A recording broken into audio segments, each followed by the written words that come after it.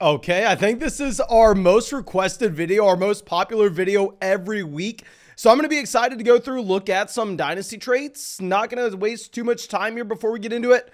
Drop a like, subscribe if you play Dynasty, and of course, if you want to get in a draft with us, link in the description, link in the comment section on Underdog Fantasy. You can get into drafts today. And when you sign up with promo code FLOCK, they're going to match your first deposit dollar for dollar up to 100. And you are going to get our 2023 Dynasty rankings. But I think that should be it, ladies and gentlemen. I have not looked at a single one of these trades, so you're going to be getting my initial reaction.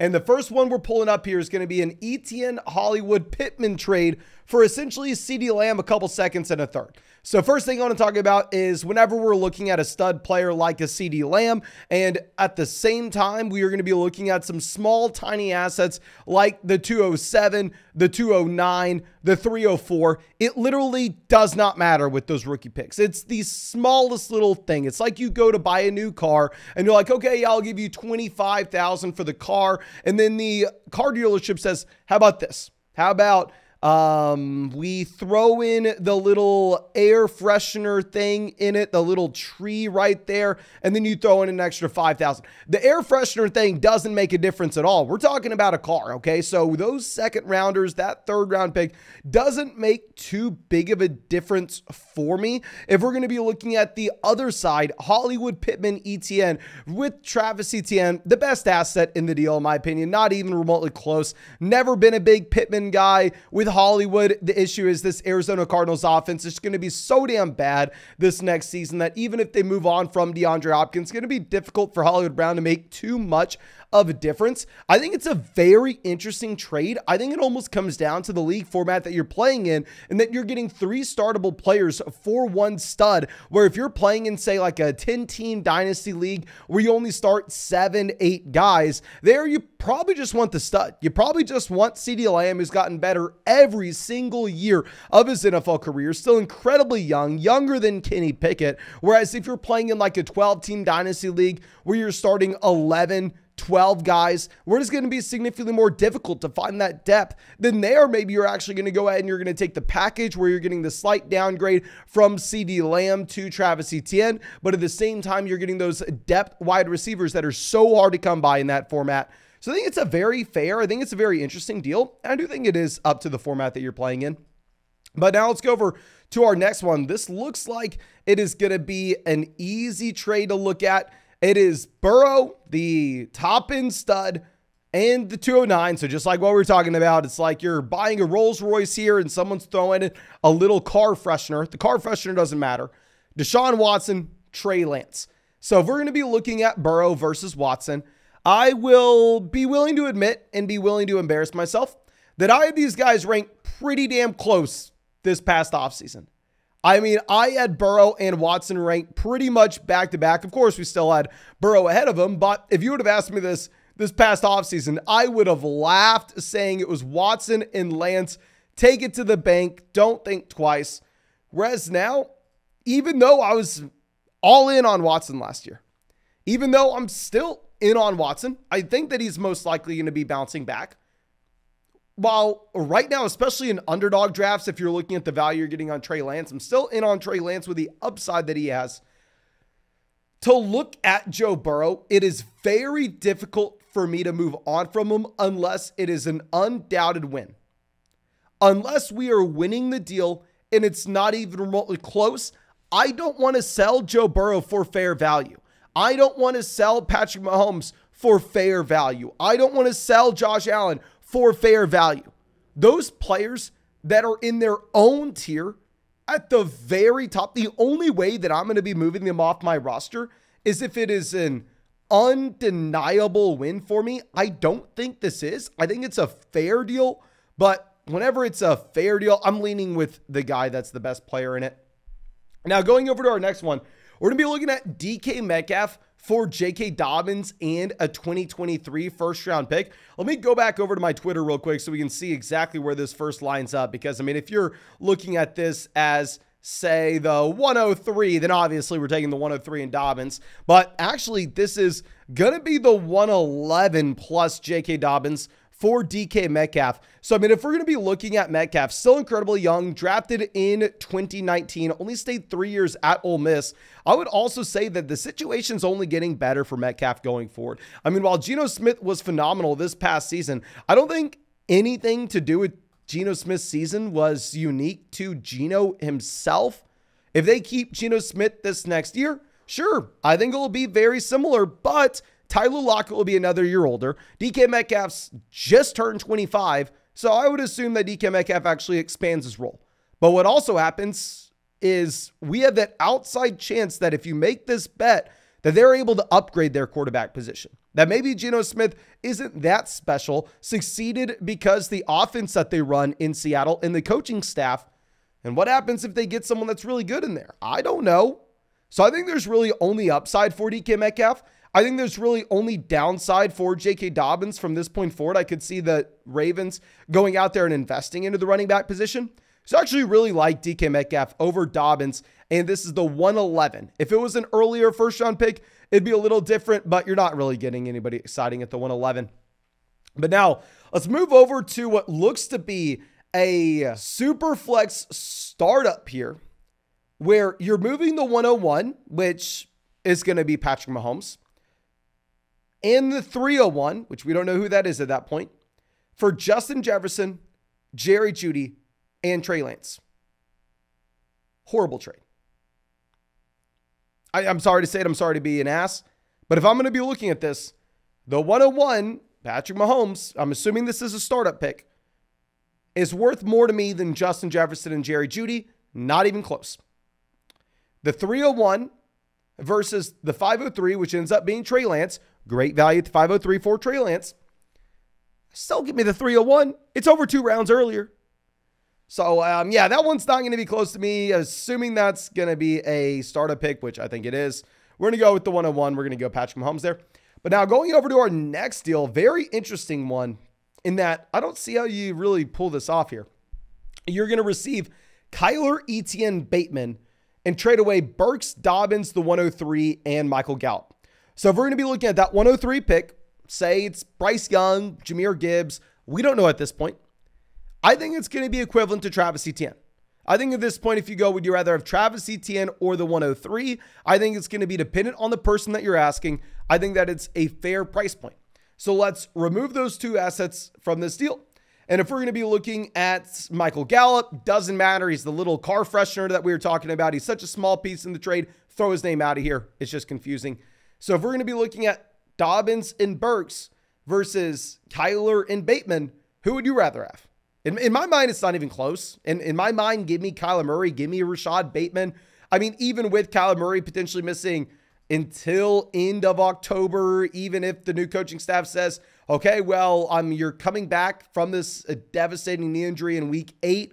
We start off the season 1-7. You know what, Kyler, just take the entire season off. We want you back 100% healthy in 2024. I don't really care, okay? I still would rather have Kyler Murray in that scenario. So let's go with Kyler.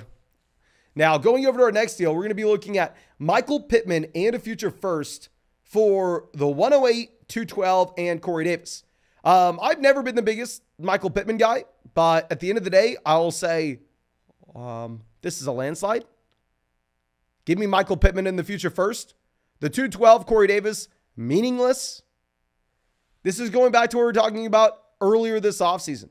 Trading for 2024 first-round picks at this point is a phenomenal idea because you have to remember that right now they seem like they are so far away, which they are, but because we don't have to score fantasy points over the next 6 months, what's going to happen is I can almost guarantee you that by the time we get to this summer, that 2024 first-round pick is going to be worth significantly more than it currently is valued at. And the reason for this is we'll already have your rookie draft underway for 2023. So the earliest picks that can be traded will be that 2024 first.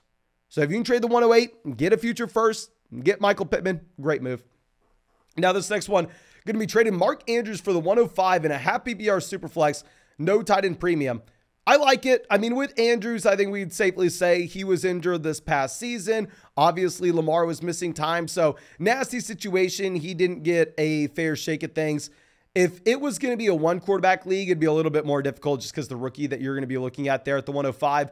But the 105, I mean, we know you're not going to get Bijan Robinson. You're probably not going to get Bryce Young, but hell, we don't know how the quarterbacks are going to go off the board this year. We don't know if Will Levis is QB1. We don't know if Bryce Young's QB1. We don't know if CJ Stroud. We don't know what's going to happen.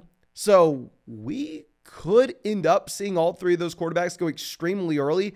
You get Jackson Smith and Jigba. You get Jahmyr Gibbs at the 105. That pick gives you so much flexibility that if you're a rebuilding team, I'm fine selling Andrews in a non-tight end premium format for that pick. Obviously, if you're contending, you're probably not too excited. Now, going over to our next deal, this one's very interesting. You have Ayuk versus Pacheco. I think this really does come down to your league format. I will say, I mean, Pacheco had a phenomenal end of the season. If we're going to be pulling this up, I do need to take a massive L here because both in dynasty leagues as well as in redraft leagues, especially in those underdog drafts this past season, I wasn't in on Pacheco. Like, I thought that Pacheco was some random 7th round pick out of Rutgers that was never good in college. I didn't understand what was going to make him good at the NFL level, especially with no team investment.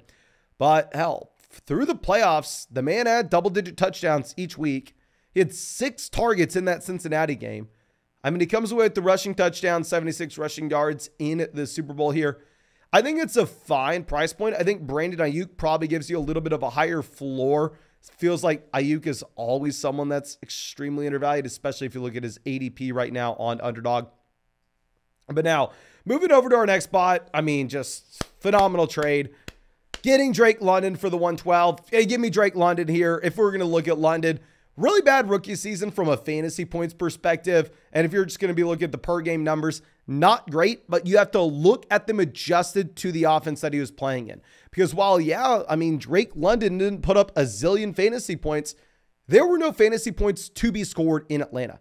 It was such a bad offense that he was severely capped from the get-go, but he dominated the market share numbers his rookie season. He was a phenomenal prospect. I want to keep on going back to the fact that Drake London produced more at USC as a sophomore than Amon-Ra St. Brown did at the same time his junior season. So Drake London at a younger age was better than Amon-Ra St. Brown in the same offense per game numbers, but still. I don't know. I love buying the dip on Drake London, even if we don't know how the situation is going to shape up. The 112 is a phenomenal price point. Now, going over to our next deal, we're going to be looking at the 101 versus, and the 201. 201's worth something, versus ETN and the 106. This is the trade I need to know in the comment section.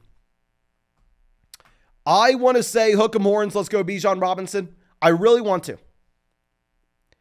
It seems like a very fair deal. It seems like a very exciting trade. I'll say that if you did not include the 201, I would probably go with the ETN side, but it seems close enough that now that the 201's included, I'm probably going to go 101 there. I don't know. I would love to know your opinion. Now, our next one, Javonte and Ayuk for CMC, a future 2nd and a 3rd, where the team is extremely young. I know for a damn fact you can get more for CMC than this.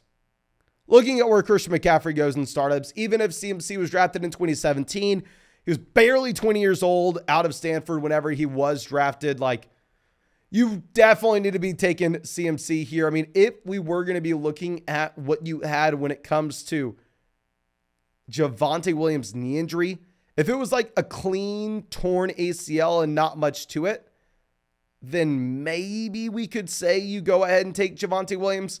But Javonte tore his knee up. It's not like it's just some clean, easy injury for him. But, oh my gosh, this trade is obnoxious. Let's pull it up. Jarvis, throw it away in the dumpster. Marvin Jones, throw away in the dumpster. Zay Jones, throw away in the dumpster. This is Amon-Ra St. Brown, Treylon Burks for Keenan Allen, Jared Goff, Chris Godwin, Calvin Ridley, Hodgins in the 3rd. That doesn't matter either. So if we're going to be breaking it down, I'd say Burks and Ridley are about equivalent. We're going to be looking at St. Brown versus Godwin, Goff, and Keenan Allen. Give me St. Brown. St. Brown's going at the beginning of the 2nd round in redraft leagues on Underdog right now. Obviously, a player going into year 3, whereas you have Keenan Allen, someone that's possibly going to get cut from the Chargers. You have Chris Godwin, someone that's going to be in a very bad situation this next season, even if he is still pretty young. Give me the best asset. Give me Amon-Ra St. Brown in that trade. Now, going over to our next one, we actually have a ton of Brandon Ayuk trades in this. We're going to be looking at Ayuk and a third versus Myers and a second.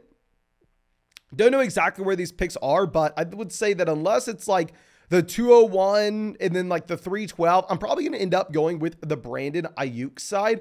I mean, with Ayuk, you're still incredibly young.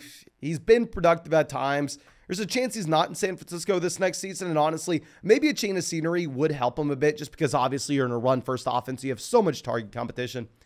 But I think that's all I got for you. Thank you. I appreciate you. Really hope you have a great day. Drop a like. And if you want to get in a draft with us, you can find that link to Underdog in the comment section in the description. Promo code FLOCK, 100% deposit match, and our 2023 Dynasty rankings. Thank you again. I appreciate you. And I really hope you have a great day.